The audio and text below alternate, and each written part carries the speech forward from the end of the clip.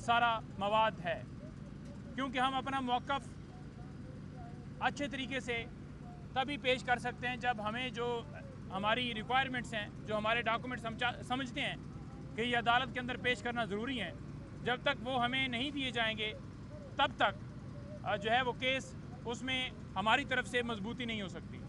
क्योंकि ये बहुत ज़रूरी था कि जो उस वक्त केस 2020 के अंदर ख़त्म किया गया, क्लोज़ किया गया, उस वक्त ये नैब ने धमाले मारी कि हमने पैसे ले लिए, हमने पैसे रिकवर कर लिए हैं। तो दोबारा जो है वो किसके हुक्म के ऊपर ये केस खान साहब पे और बीबी साहबा के ऊपर बनाया गया। खान साहब और बीबी साहबा, परवेज़ खट्टर ने बयान दिया,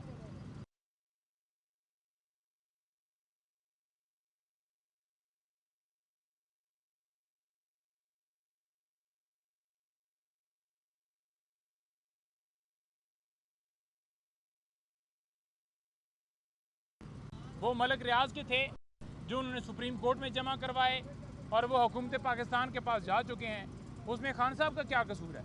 अलकादर ट्रस्ट जो है उसमें खान साहब और बीबी साहबा दोनों ट्रस्टी हैं, वो मालिक नहीं है। उसका कोई एग्रीमेंट तो पड़े, उसके कोई देख के तो सही कि उसके अंदर कंटेंट्स क्या हैं। उसके अंदर बड़े वाजे हैं कि ये ना ये सेल कर सकते हैं, ना ये उसको किसी और के नाम के ऊपर ट्रांसफ़र कर सकते हैं, ना इनकी ऑनरशिप है, बल्कि ये तो सिर्फ ट्रस्टी हैं वहाँ पर। अच्छा, इसके अलावा आज तोशाखाना केस में जो गैर कानूनी गिरफ्तारी डाली गई थी खान साहब और बीबी साहबा की, उसकी भी आज समाअत है इस्लामाबाद हाई कोर्ट में। तो वो जो समाअत है उसके अंदर अगर गिरफ्तारी को गैर कानूनी डिक्लेयर किया जाता है तो बीबी साहबा सिर्फ़ और सिर्फ इस एक मुकदमे के अंदर इस पाबंद सलासिल हैं। की रिहाई हो सकती है अगर इस्लामाबाद हाई कोर्ट जो है वो समझती है कि ये गिरफ्तारी जो है ये गैर कानूनी थी। क्योंकि गैर कानूनी तौर पर हम इसलिए कह रहे हैं क्योंकि इससे पहले खान साहब और बीबी साहबा को तोशाखाना केस के अंदर 14 साल सज़ा हो चुकी है। तो ये पार्ट 2 नैब का जो स्टार्ट किया गया दोबारा, वैसे तो मैं कहूँ कि ये चौथा केस है नैब का, तोशाखाना का, लेकिन नैब का ये दूसरा केस है। तो इसमें वो बेल खान साहब और बीबी साहबा जाकर उन्होंने मूव कर दी थी, उनकी बेल प्रीरेस बेल उस वक्त दी नहीं गई थी, उसमें नोटिस किए गए थे। अगर उस वक्त प्रीरेस बेल दे दी जाती तो कभी भी इसमें गिरफ्तारी ना डाली जाती। तो ये बदनीति थी उस वक्त एहतसाब अदालत की भी और इस्लामाबाद हाई कोर्ट के चीफ जस्टिस आमर फारूक साहब की भी, क्योंकि 5 दफ़ा केस फिक्स होने के बाद इस केस को नहीं सुना गया। कभी बेंच अवेलेबल नहीं है, कभी जज अवेलेबल नहीं है, मुख्तलिफ बहानों से। तो लिहाजा इस वक्त उनके ऊपर सिर्फ ये एक केस जिसमें वो पाबंद सलासिल है, मैं बीबी की हद तक बात कर रहा हूँ, खान साहब पे 9 मई के हवाले से भी केसेस हैं। लेकिन अगर वहाँ से अहकामात होते हैं तो मैं इन एडवांस हमेशा मैं कहता हूँ कि हमारी ये सदा हो गई कि मौजूद अदालत प्रोटेक्शन भी दे कि किसी और मुकदमे में गिरफ़्तार ना किया जाए।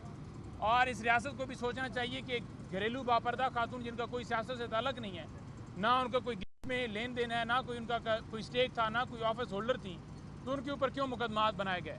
9 मई जिस तरह से उसमें उन्हें नॉमिनेट किया वो आपने देखा, अल्हम्दुलिल्लाह सुरखरू जिस तरह से हुए कि कोई एविडेंस ही नहीं मिली, कोई शवाहिद नहीं मिले और 1.5 साल और 3 महीनों के बाद उनकी गिरफ्तारी डाली गई। तो ये सारी चीज़ें ऑन रिकॉर्ड हैं। उस केस का जो उनकी बरीयत हुई 9 मई के हवाले से, डेफिनेटली बाकी तमाम केसेस में भी उसका बड़ा इम्पेक्ट है।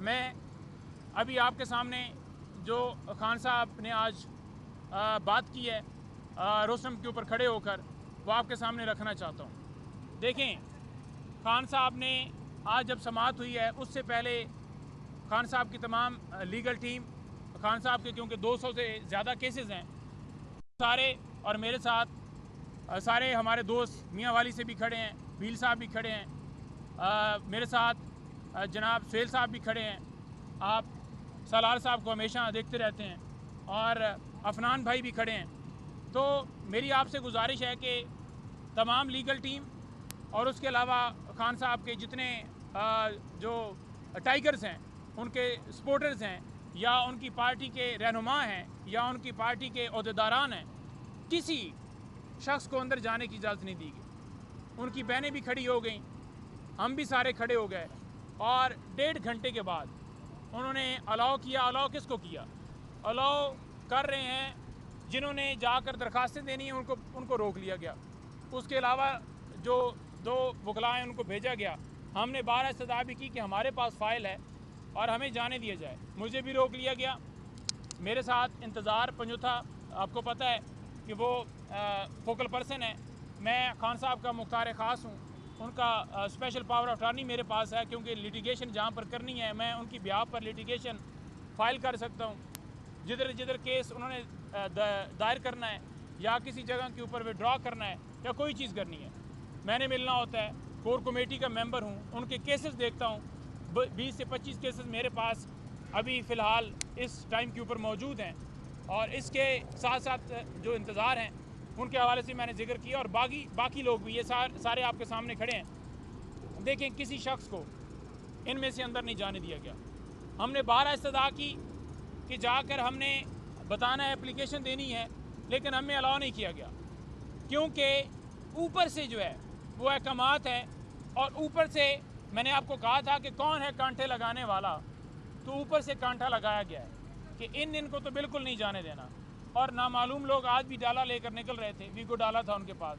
ये लोग बाहर खड़े थे जो खान साहब के जाले हैं, मतवाले हैं, लेकिन जो नामालूम लोग हैं वो समात के अंदर थे। इसी तरह से वकला को रोका गया है, और वकला जिन्होंने जाकर एप्लीकेशन देनी थी उनको नहीं जाने दिया गया, बाकी 2 को अलाउ किया गया है। मैं पहले भी कह चुका हूँ कि उनको मसला सिर्फ ये है कि खान साहब का जो मौक़िफ़ है या उनकी जो बात है या उनका कोई मैसेज है या कोई और चीज़ है वो ना बाहर आए, और इसी वजह से पाबंदी लगा रहे हैं, इसी वजह से रोक रहे हैं। मैंने आपसे गुजारिश की थी कि 4-5 दिन पहले इंतज़ार भाई को कॉल आई कि अगर आपने ट्वीट करने हैं, मीडिया पर बात करनी है, तो हम आपको नहीं जाने देंगे। हालांकि खान साहब ने खुद उन्हें अपॉइंट किया हुआ है, और वही हुआ कि उन्होंने हालांकि मुझे भी कहा कि यही सूरत हाल है, कि ये नहीं चाहते कि ये सारा मामला हो। तो मैसेज जब मुझे भी मिला तो मैंने आपके सामने जिक्र किया कि ये इस वजह से पाबंदी लगा रहे हैं कि हम आकर खान का मैसेज एक वर्ड टू वर्ड जो बात है वो ना पहुँचाए। जो साफ़ी हजरात हैं वो जाते हैं, समटाइम्स ऐसी न्यूज़ होती हैं जो और रंग से पेश की जाती हैं। जैसे पिछले दिनों आया कि उन्होंने जो है वो गैर मशरूत माफ़ी मांग ली, तो क्लैरिफिकेशन देनी होती है। हमने आकर मौक़िफ़ बयान करना होता है। हमने जाकर शाम को 5-6 मीडिया चैनल्स के ऊपर बैठ के बात करनी होती है, यहाँ पर आकर बात करनी होती है। खान साहब का जो हमें पर्सनल मैसेज वो मीडिया से हट के बात करते हैं, वो हमने आकर कौम को देना होता है। तो क्यों कदघन है? पहले आपने खान साहब की तस्वीर के ऊपर पाबंदी लगाई, उनकी स्पीच के ऊपर पाबंदी लगाई, उनकी वीडियो नहीं चल सकती, उनका नाम नहीं चल सकता, और अब जो है उनके वकला के ज़रिए बयान उनका नहीं चल सकता। तो ये पाबंदी लगाई गई है, पाबंदी ऊपर से कांटा लगाया गया है कि इनको बिल्कुल अलाउ नहीं करना, इनको बिल्कुल इजाज़त नहीं देनी। एक शर्त पर हमें इजाज़त है कि अगर हम यहाँ पर बात करना बंद कर दें, हम शोज़ में जाना बंद कर दें, हम ट्वीट वगैरह करना बंद कर दें, फिर वो अलाउ करेंगे। खान का मौक़िफ़ बाहर लाकर पेश करना बंद कर दें, फिर हमें वो इजाज़त देंगे। लेकिन आप बेशक 100 पाबंदियाँ लगा लें, आप 1000 पाबंदियाँ लगा दें, आप कहें कि आपने नहीं जाना, हम हर रोज़ इधर आएंगे, हम हर रोज़ इधर शोर मचाएंगे, हम हर रोज़ मीडिया से बात करेंगे। में जो बंदा अंदर जो जाएगा, जो आकर खान साहब की बात करेगा, हम वो बात भी करेंगे। जिस हद तक हमें इन्फॉर्मेशन पहुंच सकेगी हम अपना मौक़िफ़ रखेंगे। और ये जो जुल्म और जबर किया जा रहा है, ये जो लाकानूनियत है, इसको हम उजागर करते रहेंगे। ये अगर देखने को तो आए तो ये ओपन ट्रायल है, ओपन ट्रायल है ना, ये ओपन ट्रायल का कहा हुआ है। लेकिन किसी सूरत ये ओपन ट्रायल नहीं है। जब वकला को, जब उनके रहनुमाओं को, उनके वर्कर्स को नहीं जाने दिया जा रहा, तो ये कौन सा ओपन ट्रायल है? इसलिए बंद कमरे के अंदर ये समाअत की जा रही है कि अपनी मर्ज़ी से कार्रवाई करके फ़ैसला सुनाया जाए। और जो ही ओपन कोर्ट में समाअत होती है तो सारी चीज़ें एक्सपोज हो जाती हैं कि जज साहब ने ये कैसे फ़ैसला सुना दिया। तो हम यहाँ पर इस चीज़ का पुरज़ोर मुतालबा करते हैं। और जो खान साहब की हमेशा डिमांड रही है, वो डिमांड भी हमेशा की तरह हम इधर कहते हैं कि काजी फ़ाइज़ साहब, खान साहब के और बीबी साहबा के और पाकिस्तान तहरीक इंसाफ के केसेस से अलहदा हों। चीफ इलेक्शन कमिश्नर और तमाम मेंबरान को इस्तीफ़ा देना चाहिए। जो हमारी दरखास्तें सुप्रीम कोर्ट के अंदर पेंडिंग हैं, उन दरखास्तों को लगाना चाहिए। 9 मई जुडिशल कमीशन हो, फंडामेंटल राइट्स की वॉलेशन हो या दीगर हमारी दरखास्तें हों। जो दरखास्तें ज़रूरी नहीं होती वो लगा दी जाती हैं, रिव्यू की दरखास्तें भी लगा दी जाती हैं। मैं 1 मिनट के लिए सलार भाई को टाइम दूँगा, सुहेल भाई बात करना चाहेंगे तो वो करेंगे, फिर हम इजाज़त लेंगे। जी सर, जी बिस्मिल्लाहिर्रहमानिर्रहीम। आज जैसे हम आए थे तो यहाँ पे आज एक बार फिर देखने को मिला कि वही नामालूम लोग आए थे पहले तो हमने देखे थे कि वो टैक्सी में आते थे, लेकिन आज उस पर ख़ास करम रहम था कि वो भी घोटाले में आए थे। तो आज भी हम ये कहना चाहते हैं